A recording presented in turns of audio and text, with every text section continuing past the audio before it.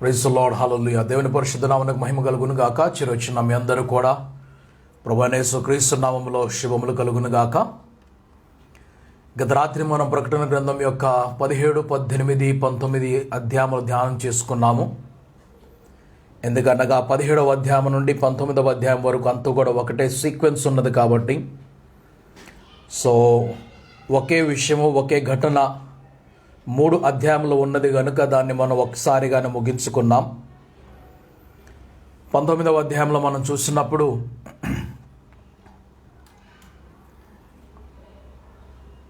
ఆ క్రీస్తు తన యొక్క సేనలను తీసుకొని భూమి మీదకు వస్తున్నట్లుగా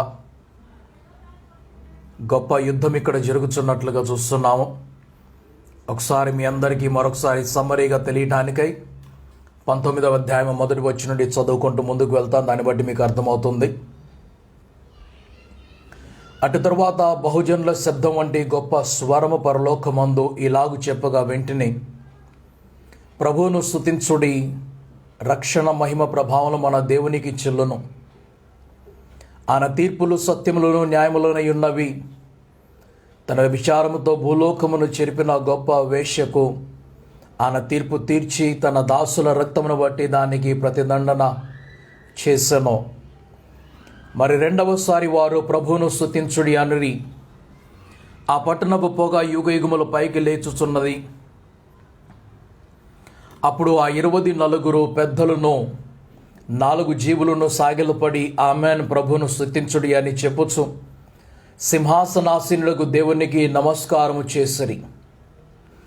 మరియు మన దేవుని దాసులారా, ఆయనకు భయపడువారులారా, కొద్దివారేమి గొప్పవారేమి, మీరందరూ ఆయనను స్తుతించుడి అని చెప్పుచున్న ఒక స్వరము సింహాసనమునొద్దు నుండి వచ్చెను. అప్పుడు గొప్ప జన సమూహము శబ్దమును, విస్తారమైనటువంటి జలముల శబ్దమును, బలమైన ఉరుముల శబ్దములు పోలిన ఒక స్వరము, సర్వాధికారియు ప్రభునగు మన దేవుడు ఏలుచున్నాడు, ఆయనను స్తుతించుడి, గొర్రెపిల్ల వివాహోత్సవ సమయం వచ్చినది, ఆయన భార్య తను తాను సిద్ధపరుచుకొని ఉన్నది గనుక మనము సంతోషపడి ఉత్సహించి ఆయనను మహిమపరచెదమని చెప్పగా వెంటనే, మరియు ఆమె ధరించుకొనుటకు ప్రకాశములను నిర్మలములైన సన్నపు నారబట్టలు ఆమెకి ఇయ్యబడెను. అవి పరిశుద్ధుల నీతి క్రియలు. సో ఇక్కడి వరకు మనం చూసుకున్నట్లయితే 17వ అధ్యాయం నుండి దాదాపు 16 నుండి కంటిన్యూ అవుతున్నటువంటి బబులోను విషయము, మహాపట్టణమైనటువంటి బబులోను కూలిపోయినని పలుకుట విన్నాము. అయితే బబులోను కలిగినటువంటి దుర్గతిని చూస్తున్నప్పుడు, దాని వివరణలోకి తీసుకొని వెళ్తున్నప్పుడు, దాని మర్మం ఏమిటో నీకు చూపిస్తాను, ఆ వేశ్య ఎవరో నీకు చూపిస్తాను, ఆ స్త్రీ ఎవరో నీకు చూపిస్తానని చూపించినప్పుడు అది మహాబబులోను పట్టణంగా కనిపిస్తున్నది. మహాబబులోను పట్టణంగా కనిపిస్తుండగా ఈ బబులోను పట్టణము కూలిపోయాను. ఎప్పుడు ఇది జరిగిందంటే, 7వ దూత తన పాత్రను వాయుమండలం మీద కృమ్మరించినప్పుడు. 7 దూతలను మనం చూసాము. 7 దూతలు చివరి శ్రమలను తీసుకొని వచ్చారు. చిట్ట చివరి శ్రమలలో అన్నిటికంటే చిట్ట చివరి శ్రమగా చూసినప్పుడు, అది ఆకాశంలో వాయుమండలం మీద కుమ్మరించబడినప్పుడు 5 మనుగుల వడగండ్లు భూమి మీద కుమ్మరింపబడగా, ఆ వడగండ్ల వలన అనేక మంది దేవుని దూషించారే కానీ ఎవరు కూడా ఆయన దగ్గరికి రాలేదు. మనిషికి శ్రమ కలిగినప్పుడు, కష్టము కలిగినప్పుడు 2 పనులు చేస్తాడు. మొదటి పని, అతడు నిజముగా దేవుణ్ణి గుర్తించిన వాడైతే, దైవంను గుర్తించిన వాడైతే దేవుని వైపు తిరిగి పరిగెడతాడు. ఒకవేళ అలా కాని ఎడల అతడు దేవుడి నుంచి దూరముగా వెళ్ళిపోతాడు. రెండు ప్రతిక్రియలు మనం చూస్తున్నాం. మనిషికి కష్టం కలిగినప్పుడు ఒక ప్రతిక్రియ, మనిషి కష్టంలో దేవుణ్ణి వెతుకుతాడు, దేవుని దగ్గరికి వస్తాడు. రెండో ప్రతిక్రియ చూస్తున్నప్పుడు మనిషి దేవుని ఎరిగియుండు కూడా ఆయన నుంచి దూరంగా పారిపోతాడు, దేవుని దగ్గరికి రాడు. కష్టం వచ్చినప్పుడు మనిషి ఇంకా కఠినుడుగా, ఇంకా మూర్ఖముగా తయారవుతాడు. దీని మంచి ఉదాహరణ తీసుకోవాలంటే, ఐగుప్తు దేశము ఐగుప్తు దేశం మరియు ఫరో రాజు కనిపిస్తున్నాడు. ఆ తర్వాత పట్టణస్తులు అందరూ కనిపిస్తున్నారు. దేవుడు ఇన్ని సూచక క్రియలు, ఇన్ని అద్భుత క్రియలు వారి మధ్యలో జరిగించాడు. ఒకటే దేవుడు కోరుకున్నది, అదేమిటనగా ఫరో రాజు మారుమనసు పొందాలని, ఐగుప్తులు మారుమనసు పొందాలని. నెబుకద్నెజరు విషయంలో కూడా ఇన్ని సూచక క్రియలు జరిగించాడు. ఎందుకంటే వారు దేవుణ్ణి మహిమపరచాలని చెప్పి. ఫరో దేవుని మహిమపరచలేదు, కానీ నెబుకద్నెజరు ఆ పని చేసినట్లు చూస్తున్నాము. షద్రక్, మేషక్, అబేద్నెగోల దేవుడు మాత్రమే నిజమైన దేవుడు అని పలికినట్లుగా. ఆ తర్వాత దర్యావేషు రాజు వచ్చినప్పుడు దానియేలు దగ్గరికి సింహపు గుహలోకి వెళ్ళి, నీవు నిత్యము సేవించుచున్నటువంటి నీ దేవుడు నిన్ను రక్షించినా అని చెప్పి దానియేలు పిలిచినప్పుడు అతడి దేవుని గురించి చివరి మాటలో, చివరి అధ్యాయంలో అతను గొప్ప సాక్ష్యం పలికాడు. ఆ మహోన్నతుడైన దేవుని గురించి సాక్ష్యం పలికాడు. సో దేవుడు మనుషులను తన వైపు ఆకర్షించాలని, దేవుడు మనుషులను తన దగ్గరికి తీసుకురావాలని, కష్టం మాత్రమే ఒక మాదిరి. సుఖం ఎక్కువైపోయినప్పుడు మనిషి దేవుడి నుంచి దూరం వెళ్ళిపోతాడు. కష్టం ఎక్కువైనప్పుడు మనిషి దేవునికి దగ్గరకు వస్తాడు. అందుకని ఒక కవిలాగా రాస్తున్నాడు, సుఖములలో దేవుణ్ణి ఎదిగేవాడు అతడి కష్టాలు ఎందుకు వస్తాయని చెప్పి రాస్తున్నాడు. సుఖములో దైవమును ఎరిగిన వాడు నిజమైనటువంటి భక్తుడు. కష్టం వచ్చినప్పుడు దేవుణ్ణి వెతుక్కుంటూ పరిగెట్టుకుంటూ వచ్చేవాడు అవసరం కొరకు వచ్చినవాడు. అవసరం కొరకు వచ్చినా కూడా ఇందులో మళ్ళీ రెండు రకాలు. కొందరు అవసరం తీరిపోయిన తర్వాత దేవుని విడిచి వెళ్ళిపోతారు. అయితే కొందరు అవసరం తీరిపోయినా కూడా దేవుని ఎరిగిన వారై దేవుణ్ణి హత్తుకొని ఆయన దగ్గర ఉండిపోతారు. సో శ్రమలు, కష్టములు అనేవి మనిషిని దేవుని దగ్గరికి నడిపించేటువంటి ఒక మార్గమై ఉన్నది, మాదిరై ఉన్నది. అందుకనే ధన్యతల విషయంలో క్రీస్తు పలిగినప్పుడు కూడా దుఃఖపడు వారు ధన్యులు, వారు ఓదార్చబడుదరని చెప్పేసి, నీతి కొరకి ఆకలి దప్పులు కన వారు ధన్యులు, వారు తృప్తిపరచబడుదరని చెప్పి. సో ధన్యతల గురించి మాట్లాడుతున్నప్పుడు కూడా క్రీస్తు వారికి ఈ శ్రమలు, ఈ కష్టములు వారిని ఏ విధముగా ఆదుకుంటాను, ఏ విధంగా వారిని దగ్గరికి నడిపిస్తున్న విషయాన్ని పలికాడు. సో ఇన్ని వడగండ్లు కురిసినా, ఎన్ని శ్రమలు కలిగినా, ఎన్ని కష్టములు కలిగినా ఈ మనుషులలో ఎవరు కూడా క్రీస్తు దగ్గరికి రాలేదు, దేవుణ్ణి అంగీకరించలేదు.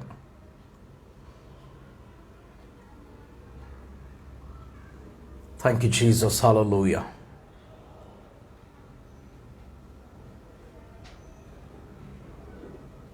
Glory to God, glory to God, హల్లెలూయా.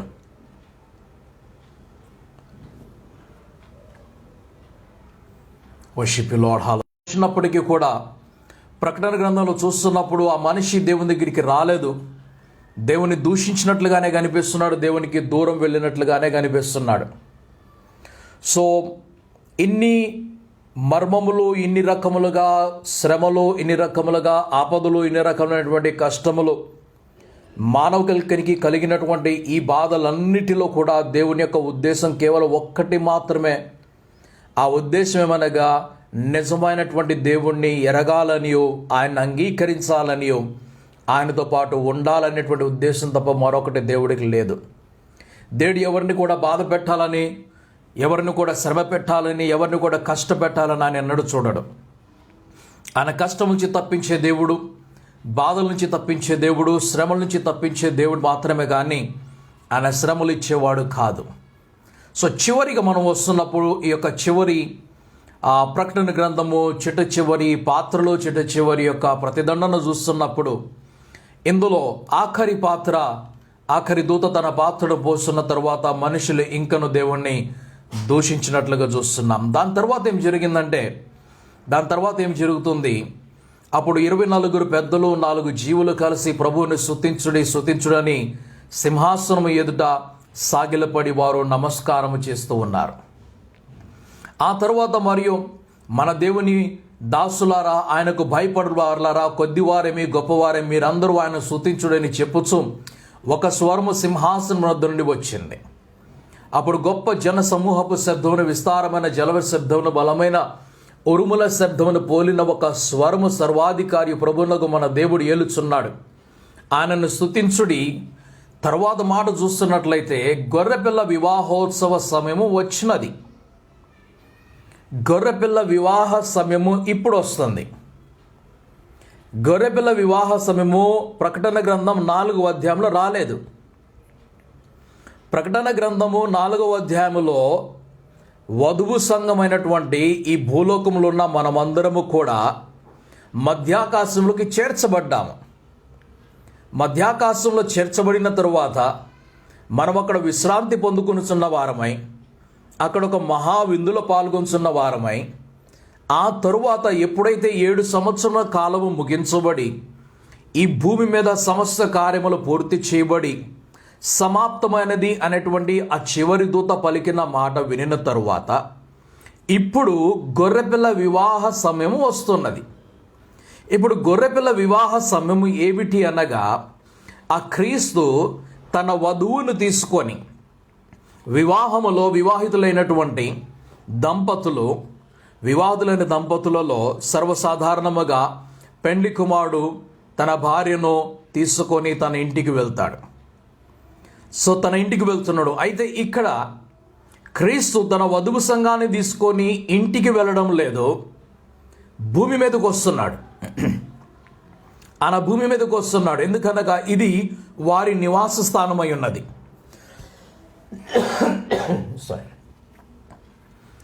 మనుషుల కొరకై దేవుడు సృజించినటువంటి సృష్టి, మనుషుల నివాస స్థానము ఈ భూలోకము. మానవుల కొరకై దేవుడు ఇచ్చినటువంటి లోకము ఈ భూలోకము. అయితే ఈ భూలోకములో మనుషుని యొక్క జీవితము సంపూర్ణముగా 1000 సంవత్సరములైనా గడవలేదు. మన ప్రవచన లేఖనాన్ని చదువుతూ ఉన్నప్పుడు దానియేలు యొక్క ప్రవచనం గురించి నేను అనేక సార్లు మీతో మాట్లాడాను. 70వ వారం అనే విషయం గురించి మాట్లాడాను. 69 వారములు మాత్రమే ఇప్పటి వరకు గడిచినవని, ఎక్కడ గడిచినవన్నీ కూడా 69 వారముల ఆరాధన యెరూషలేములో మందిరములో గడిచింది. ఇంకొక వారము పూర్తయితే 70 వారములు అనగా ఇంకా 7 సంవత్సరాలకు జరగాలి. ఆ 7 సంవత్సరములు ముగించబడుటకై, పూర్తి చేయబడుటకై, ఆ 7 సంవత్సరముల కొరకు ఈ సంఘము మధ్యాకాశంలోకి వెళ్ళిపోయింది. భూమి మీద 7 సంవత్సరముల కాలం పాటు యెరూషలేములో ఆరాధన జరుగుతుంది. ఈ ఆరాధన జరుగుతుంది పాత నిబంధన ప్రకారమైన ఆరాధన జరుగుతుంది. క్రొత్త నిబంధన ప్రకారమైనటువంటి ఆరాధన సంఘము మధ్యాకాశమునకు ఎత్తబడినప్పుడు భూమి మీద ముగించబడుతుంది. అయితే కొందరు విడుబడిన వారు దానిని కొనసాగిస్తూ ఉంటారు. కానీ పాత నిబంధన యుగము ఆరంభమవుతూ, బలి అర్పణ ఆరంభమవుతూ, యెరూషలేములో మందిరము కట్టబడి దాన్ని పూర్తి చేయబడినదై, అక్కడ దేవుని యొక్క మందసము ఆ ప్రత్యక్షపు గుడారముగా ఆ మందసం మరలా ఆలయములకు ప్రవేశించినదై, ఆ తరువాత ఎలాగైతే పాత నిబంధనలో పస్కా పండుగ చేస్తున్నారో, గుడారముల పండుగ చేస్తున్నారో, మరి కోతకాల పండుగ చేస్తున్నారో, పెంతెకోస్తు పండుగ చేస్తున్నారు. ఇలాగు పండగలన్నీ కూడా 5 పండుగలు వారికి నియమించబడిన పండుగలు వారు చేసుకుంటూ ఏ భోజనములు అయితే వారిని చేయమని చెప్పారో పాత నిబంధన ప్రకారం, ధర్మశాస్త్ర ప్రకారముగా ఆయా భోజనములు చేస్తున్న వారై, పాత నిబంధన ప్రకారముగా మోషే యొక్క సమయంలో మోషే ద్వారా అహరోనుకును తన కుమారులకు అనగా యాజకులకు ఇవ్వబడినటువంటి యాజక ధర్మం ప్రకారముగా అదే వస్త్రధారణ కలిగిన వారై, ఆ విధముగానే వారు మరలా తిరిగి ఆ మందిరంలోకి వెళ్ళి ఆరాధన చేస్తున్నట్లుగా చూస్తున్నాము. ఈ మందిరములో అలంకారము, మందిరములో యాజకులు, మందిరములో దేవుని నివాస స్థానము ఎలాగున్నది, ఒకవేళ మీకు పూర్తి వివరణ కావాలనుకున్నట్లయితే గత 3 రోజుల నుంచి వస్తున్నటువంటి డైలీ డోస్ ఒకసారి వినండి. డైలీ డోస్ 3 దినముల ముందుకు వెళ్ళి మీరు డైలీ డోస్ విన్నట్లయితే దేవుని ప్రత్యక్షపు గుడారము ఎలాగుండాలి, ఆ సాక్షి మందసం ఎలాగుండాలి, యాజకులు ఎటువంటి వస్త్రధారణ కలిగి ఉండాలి, యాజకులు ఏమి చేయాలి, ఏమి చేయకూడదు అనే విషయాలు రాస్తున్నాయి. రేపటి ఉదయకాలము డైలీ డోస్కు మీరు విన్నట్లయితే పాత నిబంధన యొక్క యుగము ఎలాగుంటుంది, ఎంత మనోహరంగా అది అలంకరించబడినదై ఆ ఆలయంలో ఆరాధన జరుగుతుందో మీకు స్పష్టంగా అర్థమవుతుంది. అయితే ఇదంతా ఎప్పుడు జరుగుతుంది అనగా మధ్యాకాశములకి సంఘం వెళ్ళిపోయిన తర్వాత, అందుకని తెలియపరిచాను, 7 సంవత్సరాల సంఘం మధ్యాకాశంలో ఉన్నప్పుడు 7 సంవత్సరములు పూర్తి ఎగుతున్నటువంటి ఈ కాలం ఏమి పూర్తవుతున్నది? దేవుని యొక్క ఆరాధన. ఎక్కడ? యెరూషలేములో యెరూషలేం మందిరములో. ఏ ఆరాధన? పాత నిబంధన ప్రకారం ఆరాధన. ఎందుకనగా 69 వారములు మాత్రమే గడిచి మరొక వారం మిగిలిపోయింది. అలాగుననే ఈ భూమి మీద మనుష్యుడు కనీసం 1 సహస్రాబ్ది అనగా 1000 సంవత్సరములు జీవించలేదు. మెతుషెలాను చూసినట్లయితే 969 సంవత్సరములు జీవించిన వాడై అందరికంటే ఎక్కువగా జీవించిన వ్యక్తుల్లో కనిపిస్తున్నాడు. ఆయన 1000 సంవత్సరములు ముగించలేదు. కాబట్టి 1000 సంవత్సరముల మనిషి భూమి మీద జీవించాలి గనుక ఆ క్రీస్తు అనగా వరుడైన పెండ్లి కుమారుడైనటువంటి క్రీస్తు తన పెండ్లి కుమార్తెని, వధువును అనగా సంఘమును తీసుకొని భూమి మీదకు వస్తున్నాడు. ఈ భూమి మీద 1000 సంవత్సరములు ముగించిన తరువాత ఆ క్రీస్తు కూడా ఈ భూమి మీదకు వచ్చినప్పుడు ఆయన 33.5 సంవత్సరాలు మాత్రమే భౌతిక దేహంలో ఆయన ఇక్కడ జీవించాడు. ఈ 1000 సంవత్సరములు పూర్తి కావాలి. ఇది పూర్తి అయిన తరువాత మనం 2వ ఘట్టంలోకి వెళ్తున్నాము. సో ఇక్కడ నేను 2వ ఘట్టంలోకి తీసుకొని వెళ్ళాక ఇక్కడతోటి నేను ఆపుతున్నాను. ఎందుకు ఆపుతున్నానంటే, ఇప్పుడు పెండ్లి కుమార్తె యొక్క అనగా ఇప్పుడు గొర్రె పిల్ల యొక్క వివాహము సమయం వచ్చింది. ప్రకటన గ్రంథము 4వ అధ్యాయంలో పెండ్లి కుమార్తె చేర్చబడినది మధ్యాకాశంలోకి. కానీ వివాహం ఎప్పుడు జరుగుతుందంటే 19వ అధ్యాయంలో జరుగుతున్నది. ఈ వివాహం అంటే ఏమిటి? ఇప్పుడు చాలా మందికి ఒక సందేహము, వివాహం అంటే ఏమిటి, గొర్రెపిల్ల వివాహం అంటే ఏమిటని. Thank you lord, hallelujah.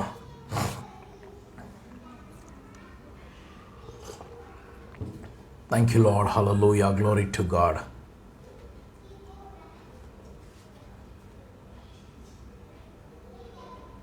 Thank you, Jesus. Thank you, Lord. Hallelujah. Thank you, Jesus.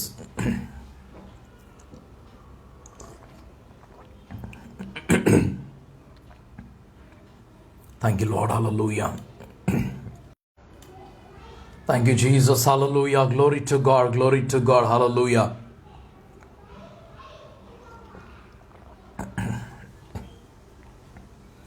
Praise the Lord. Hallelujah. Thank you, Jesus. Thank you, Lord. Hallelujah. Worship you, Lord. Hallelujah. Glory, glory to your name, Jesus. Thank you, Lord. Hallelujah. Hallelujah. Hallelujah. But एक बार start करना.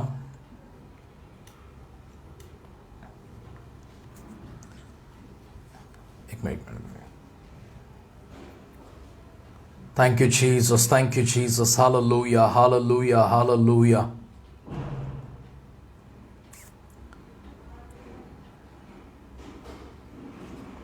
Thank you, Lord. Hallelujah. Glory to God. Glory to God.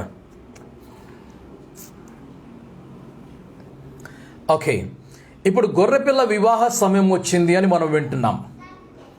అయితే గొర్రెపిల్ల వివాహం అంటే ఏమిటి?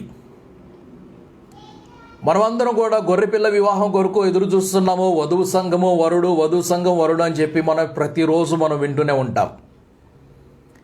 మన విశ్వాసంలోకి వచ్చినటువంటి తొలి దినం మొదలుకొని ఇప్పటి వరకు వింటూనే ఉన్నాం దాన్ని.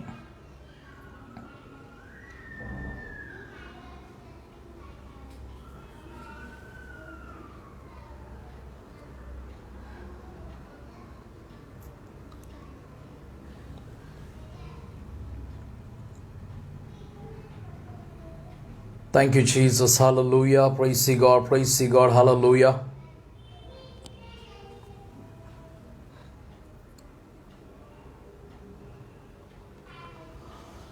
Thank you, Lord. Hallelujah. Glory to God. Glory to God. Glory to God. Hallelujah.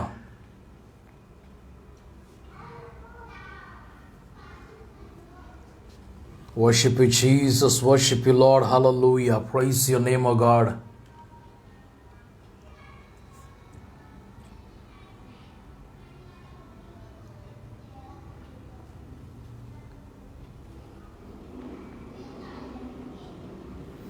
Thank you lord, హల్లెలూయా.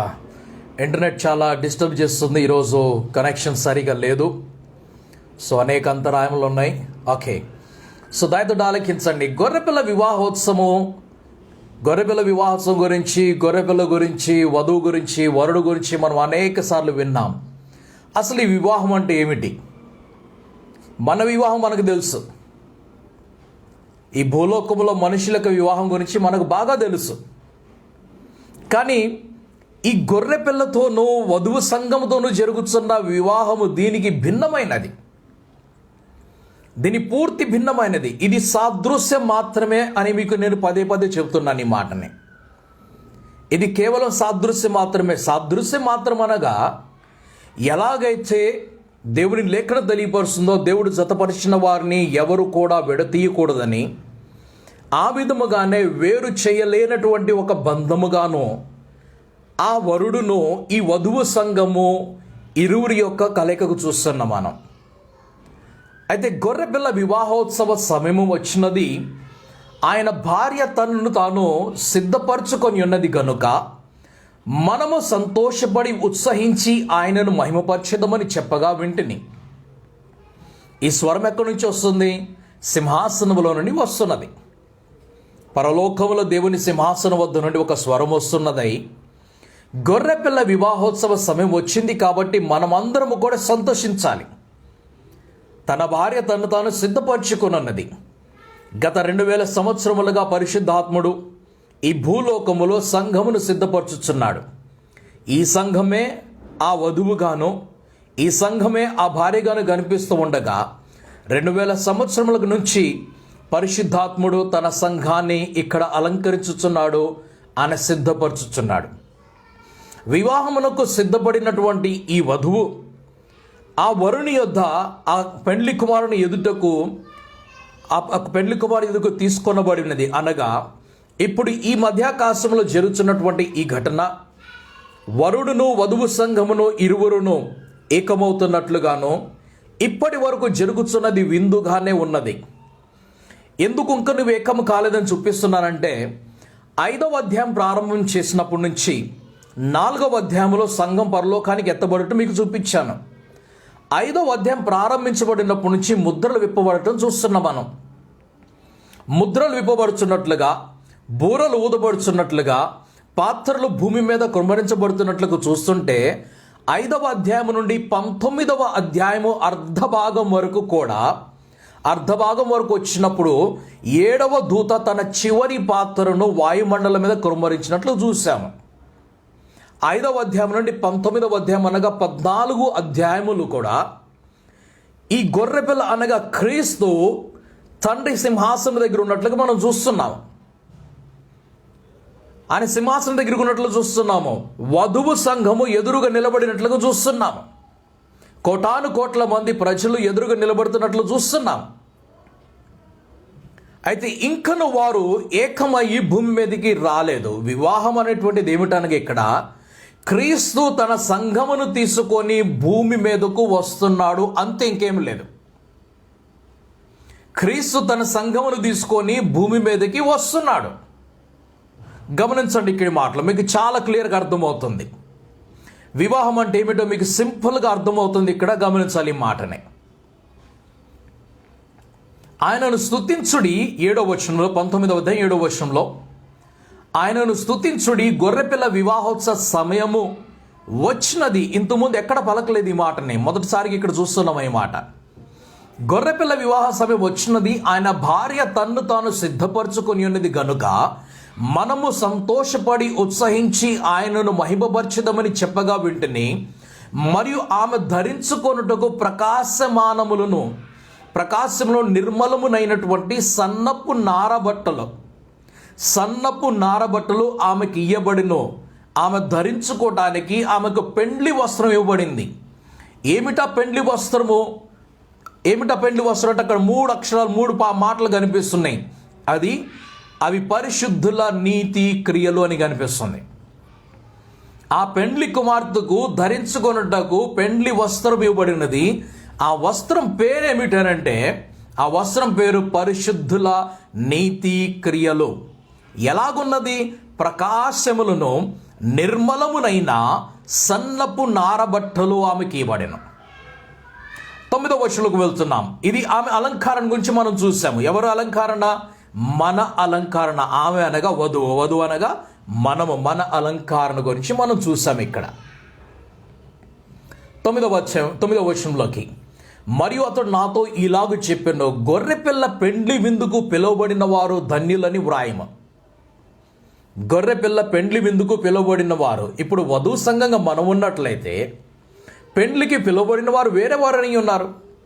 ఒక్కసారి ఆలోచించండి, ఎవరైనా వివాహం చేసుకుంటున్నారు, కేవలం పెండ్లి కుమారుడు పెండ్లి కుమార్తె మాత్రమే ఉన్నారు, ఇంకెవ్వరు లేరు అక్కడ. ఆ వివాహంకి ఏమర్థం ఉన్నది?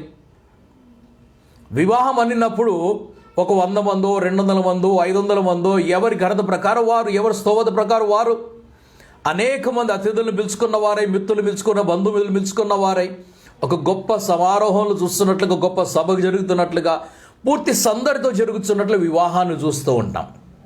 ఒకవేళ పెండ్లి కుమారుడు పెండ్లి కుమార్తె మాత్రమే ఉంటే ఏమిటి అర్థం అక్కడ? అందుకని ఈ విందు కొరకు పిలువబడిన వారు కూడా ఉన్నారు. ఈ విందు కొరకు పిలువబడిన వారు ధన్యులుగా కనిపిస్తున్నారు. 9వ వచనం మరలా చూడండి. అతడు నాతో ఇలాగు చెప్పెను, గొర్రెపిల్ల పెండ్లి విందుకు పిలువబడిన వారు ధన్యులని వ్రాయము, మరియు మాటలు దేవుని యథార్థమైన మాటలని నాతో చెప్పాను. ఇది ఎలా మారిపోతుంది మీకు నేను సింపుల్గా మాట చెబుతున్నాను. ఎవరైతే సజీవముగా క్రీస్తు మధ్యాకాశ రాకడలో ఎవరైతే సజీవముగా ఎత్తబడుచున్నారో వారు వధువు సంఘం అవుతారు. సజీవముగా ఎత్తబడిన వారు మాత్రమే వధువు సంఘము. అంతకు ముందుగా ప్రభునందు నిద్రించిన వారందరూ కూడా పెండ్లికి పిలువబడినటువంటి వారు, విందుకు పిలువబడినటువంటి వారు. అర్థమవుతుందా నేను చెప్పే మాట? ఎవరైతే సజీవముగా క్రీస్తు మధ్యాకాశంలోకి వచ్చినప్పుడు ఎత్తబడుతున్నారో వారు మాత్రమే వధువు సంఘము. ఎవరి సమాధులైతే తెరవబడినవో, ఎవరైతే క్రీస్తునందు మృతి చెంది ఉన్నారో, ఎప్పటి నుంచి ఆరంభం మొదలుకొని నేటి వరకు, వారందరూ కూడా పెండ్లికి పిలువబడిన వారై ధన్యతను పొందుకున్న వారుగా కనిపిస్తున్నారు. కన్ఫ్యూజ్ కావద్దు ఇందులో. సజీవముగా క్రీస్తు మధ్యాకాశంలోకి వచ్చినప్పుడు సజీవముగా మధ్యాకాశములకి చేర్చబడినటువంటి ఆ సంఘము మాత్రమే వధువవుతున్నది. ఓకే, సో మరియు ఈ మాటలు దేవుని యథార్థమైన మాటలని నాతో చెప్పాను. ఇన్ని చెప్పిన తర్వాత ఈ మాటలు దేవుని మాటలు, ఇవి యథార్థమైనటువంటి మాటలని చెప్పారు. అందుకు నేను అతనికి నమస్కారం చేయుటకై అతని పాదముల ఎదుట సాగిలపడగా, అతడు వద్దు సుమి, నేను నీతోనూ యేసుని గూర్చిన సాక్ష్యము చెప్పు, నీ సహోదరులతోనూ సహదాసుడను, దేవునికే నమస్కారం చేయము, యేసుని గూర్చిన సాక్ష్యము ప్రవచనానుసారమని నాతో చెప్పాను. 11వ వచనము, మరియు పరలోకము తెరవబడి ఉండ చూచితిని, అప్పుడు ఇదిగో తెల్లని గుర్రం ఒకటి కనబడెను. 11వ వచనం గమనించాలి. ఇక్కడ 9వ వచనం 8వ వచనం చూస్తున్నప్పుడు పెండ్లి సమయము ఆసన్నమైనది అన్నట్లు చూసాం. 7-8 వచనంలో పెండ్లి సమయము వచ్చినదని చెప్పేసి విన్నాము. 8వ వచనంలో వధువు తను అలంకరించుకున్నట్లుగా చూస్తున్నాము, తనకి ఇవ్వబడినటువంటి వస్త్రాన్ని చూస్తున్నాము. 9వ వచనంలోకి వెళ్ళినప్పుడు విందుకు పిలువబడిన వారి గురించి చూపిస్తున్నాము. తర్వాత చూసినప్పుడు 10వ వచనంలో చూసినట్లయితే, అందుకు నేను అతని నమస్కారం చేయుటకై పాదములే సాగిలపడ్డానని చెప్పేశాడు. ఓకే, సరే 11వ వచనంలోకి నేరుగా వెళ్తున్నాం మనం. మరియు పరలోకం తెరవబడుట చూచితిని, అప్పుడు ఇదిగో తెల్లని గుర్రం ఒకటి కనబడెను, దాని మీద కూర్చుని ఉన్న వాడి పేరు నమ్మకమైన వాడు. దాని మీద కూర్చున్న వ్యక్తి పేరేమిటి? నమ్మకమైన వాడు, సత్యవంతుడు. ఆ తర్వాత అతడు నీతిని బట్టి విమర్శ చేయు యుద్ధము జరిగించుచున్నాడు. ఇప్పుడు యుద్ధము కొరకు వివాహ సమయం వచ్చిందని చెప్పారు కదా. వివాహ సమయంలో ఏమి జరుగుతుందంటే, పెండ్లి కుమారుడు తెల్లని గుర్రం తీసుకొని ఆ గుర్రం మీద సవారీ చేస్తున్న వాడై భూమి మీదకు వస్తున్నాడు. 5వ అధ్యాయంలో కనిపించిన తెల్లని గుర్రము ఈ గుర్రము కాదని మీకు చెప్తున్నాను నేను. 5వ అధ్యాయంలో కనిపించింది క్రీస్తు కాదు అని మీకు తెలియపరిచాను. అది భూమి మీద పరిపాలన చేస్తున్నటువంటి ఒక చక్రవర్తి, ఆ చక్రవర్తి ఎవరో కాదు, క్రీస్తు విరోధి, తను తాను క్రీస్తుగా చెప్పుకునేవాడు. 19వ అధ్యాయంలో కనిపిస్తున్నటువంటి తెల్లని గుర్రము క్రీస్తుది. దీని మీద కూర్చున్న వాని పేరు నమ్మకమైన వాడును, సత్యవంతుడు అనే నామము గలవాడు. ఆయన నీతిని బట్టి విమర్శ చేయొచ్చు యుద్ధము జరిగించుచున్నాడు. ఆయన నేత్రములు అగ్ని జ్వాలల వంటివి. 1వ అధ్యాయంలో మనం చూసాం కదా ఇదే స్వరూపాన్ని. ఆయన నేత్రములు అగ్ని జ్వాలల వంటివి. ఆయన శిరస్సు మీద అనేక కిరీటములు ఉండెను. వ్రాయబడిన ఒక నామం ఆయనకు కలదు, అది ఆయనకే గాని మరి ఎవనికి తెలియదు. రక్తములో ముంచబడిన వస్త్రము ఆయన ధరించుకొని ఉండెను. వధువుకి ఇచ్చినటువంటి వస్త్రం ఏమిటి? ప్రకాశములను నిర్మలమైనటువంటి సన్నపు నారబట్టతో చేయబడినటువంటి వస్త్రము. దాని పేరేమిటంటే పరిశుద్ధుల క్రియలు. వరుడే వస్త్రం ధరించుకొని వస్తున్నాడు. రక్తములో ముంచబడినటువంటి వస్త్రము వరుడు ధరించుకుంటున్నాడు. పెండ్లి కుమారుడు అనగా క్రీస్తు ధరించుకున్నటువంటి వస్త్రము రక్తములో ముంచబడినటువంటి వస్త్రము అది ఆయన ధరించుకొని, మరియు దేవుని వాక్యము అను నామము ఆయనకు పెట్టబడి ఉన్నది. ఆది యందు వాక్యము ఉండెను, వాక్యము దేవుని వద్ద నుండెను, వాక్యుడు దేవుడై ఉండెను, ఆ వాక్యమే శరీరధారి అయి మనుషుల మధ్యలోకి వచ్చినట్లు చూస్తున్నాం. ఆయన పేరేమిటి? ఇప్పుడు వాక్యం అనిపిస్తుంది. ఇక్కడ వాక్యం అనిపిస్తుంది. 14వ వచనంలో పరలోకమందున్నటువంటి సేనలు శుభ్రమైన తెల్లని నారబట్టలు ధరించుకొని తెల్లని గుర్రములెక్కి ఆయనను వెంబడించుచుండరి. ఇది వధువు సంఘము.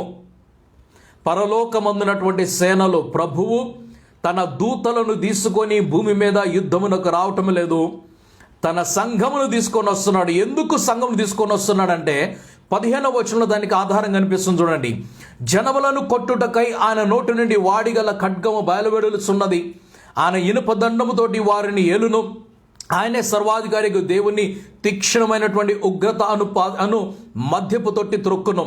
రాజులకు రాజును, ప్రభులకు ప్రభును అను నామము ఆయనకు ఆయన వస్త్రం మీదను తొడ మీదను వ్రాయబడింది. మరి ఒక దూత సూర్యబింబలో నిలిచినట్టు సూచితని అతడు గొప్ప శబ్దంతో ఆర్భటించి, రండి, రాజుల మాంసమును, సహస్రాధిపతుల మాంసమును, బలిష్ఠుల మాంసములను, గుర్రముల మాంసములను, వాటి మీద కూర్చుండు వారి మాంసలు, స్వతంత్రులదేమి, దాసులదేమి, కొద్దివారిదేమి, గొప్పవారిదేమి, అందరి యొక్క మాంసం తినుటకై దేవుని యొక్క గొప్ప విందుకు కూడిరండని ఆకాశం మందు ఎగురుచున్న సమస్త పక్షులను పిలిచెను. మరియు ఆ గుర్రము మీద కూర్చున్న వానితోనూ ఆయన సేనతోనూ యుద్ధము చేయుటకై ఆ క్రూర మృగము భూరాజును వారి సేనలు కూడి ఉండగా సూచితని. అప్పుడు ఆ మృగము దాని ఎదుట సూచక క్రియలు చేసి దాని ముద్రను వేయించుకున్న వారిని ఆ మృగపు ప్రతిమకు నమస్కరించిన వారిని మోసపరిచిన అబద్ధ ప్రవక్తయు పట్టుబడి వారిద్దరూ కూడా గంధకముతో మండుచున్న అగ్నిగుండముల ప్రాణములతోనే వేయబడిరి. కడమవారు గుర్రము మీద కూర్చున్న వాని నోట నుండి వచ్చిన ఖడ్గము చేత వధింపబడిరి. వారి మాంసము పక్షులకు పక్షులు కడుపార తినెను. సో చివరిగా చూస్తున్నది ఏమిటంటే, పెండ్లి కుమారుడు తన వస్త్రము ధరించుకున్నవాడై, పెండ్లి కుమార్తె తన వస్త్రం ధరించుకున్నదై భూలోకములోకి యుద్ధము చేయడానికి దిగి వస్తున్నట్లుగా చూస్తున్నాము. ఇది చివరి యుద్ధముగా చూపించాను, చివరి యుద్ధంగా దీన్ని చూపించాను. Thank you lord, hallelujah, glory to God. ఇది ఒక చివరి యుద్ధంగా కనిపిస్తున్నది. అయితే ఇక్కడితోటి ఇక ఏమి కూడా యుద్ధములు లేవు, ఇక్కడితో ముగించబడుచున్నాయి. 19వ అధ్యాయంలో వివాహం జరుగుతుంది. ఎవరిది? గొర్రెపిల్ల వివాహం జరుగుతుంది. వివాహం అంటే ఏమిటి? క్రీస్తు మరియు సంఘము కలిసి భూమి మీదకి దిగి రావటము. ఆ తర్వాత ఏం జరుగుతుంది అనేది రేపటి అధ్యాయంలో నేను మీకు తెలియపరుస్తాను. ఆ తర్వాత జరగబోయేది రేపటి ధ్యానంలో మనం చూస్తాం. సో ఇక్కడి వరకు మనం చూస్తున్నది గొర్రెపిల్ల వివాహము అనగా క్రీస్తుతో పాటు భూమి మీదకి మరలా సంఘము దిగి రావడం అనేది. 69 వారములు మాత్రమే ఆరాధన చేసినటువంటి ఇశ్రాయేలుకు మరొక వారము సమయం పడినట్లుగా 1000 సంవత్సరములు పూర్తి కాలేదు. కాబట్టి 1000 సంవత్సరములు జరిగించడానికై భూమి మీద మనుషులకు అధికారం ఇవ్వబడింది. కాబట్టి మన లైఫ్ ఇక్కడి నుంచి పొడిగించబడినదై నిత్యత్వంలోకి ఎలాగ నడుస్తుందంటే అంచెలంచెలుగా వెళ్తుంది. ఎలాగూ ఈ 100 సంవత్సరముల వయస్సు మరలా 1000 సంవత్సరాలకు మార్చబడి 1000 సంవత్సరాల వయస్సు ఆ తరువాత ఎన్నడూ ఆగిపోయిన వయసుకు వెళ్ళిపోతుంది. దాన్నే నిత్య జీవము అంటున్నాము. ఎన్నడూ ఆగిపోయినటువంటి జీవితం, అది ఎన్నడూ కూడా మరణించినటువంటి జీవితము. దానిలోనికి వెళ్ళాలంటే ముందు అర్హత పొందుకోవాలి 1000 సంవత్సరాలకి. 1000 సంవత్సరాలకి పొందుకోవాలంటే అర్హత పొందుకోవాలి మధ్యాకాశంలో 7 సంవత్సరాలకి.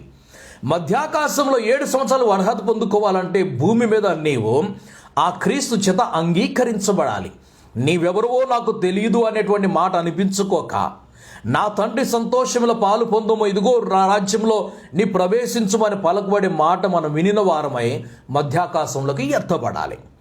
ఆ రీతిగా చేయడానికి దేవుడు మనల్ని కూడా సిద్ధపరచునుగా. ఈ రాత్రి ఇక్కడితో ముగించుకుందాం. రేపు రాత్రి మిగతా విషయాలు మనం ధ్యానం చేసుకుందాం. తల ఉంచుకుందాం, కళ్ళు మూసుకొని ప్రార్థన చేసుకుందాం. పరిశుద్ధుడ పరలోకపు తండ్రి, మహాగణుడ మహోన్నతుడు, మరొకసారి మీకు వందనములు. మీ పరిశుద్ధ లేఖనాలు తండ్రి మాకు తెలియపరిచిన విధానం బట్టి మీకు వందనములు. మీకు మన యొక్క రాకడ కొరకు సిద్ధపాటుతో ముందుకు నడిపించి మీ మహిమలు మమ్మల్ని అందరినీ సమకూర్చమని యేసుక్రీస్తు నామమున అడిగి ప్రార్థిస్తున్నాం పరమ తండ్రి. Amen, amen, amen. మన తండ్రి అయిన దేవుని యొక్క ప్రేమ యొక్క మన యేసుక్రీస్తు వారి యొక్క కృపయు ఆధానకర్తకు పరిశుద్ధాత్మనిక అన్యోన్య సహవాసమును సమాధానమును క్రీస్తు యొక్క రాకడ పర్యంతము సదాకాలం మనందరికీ తోడైండుగాక. Amen, amen, amen. అందరికీ వందనాలు. God bless you all.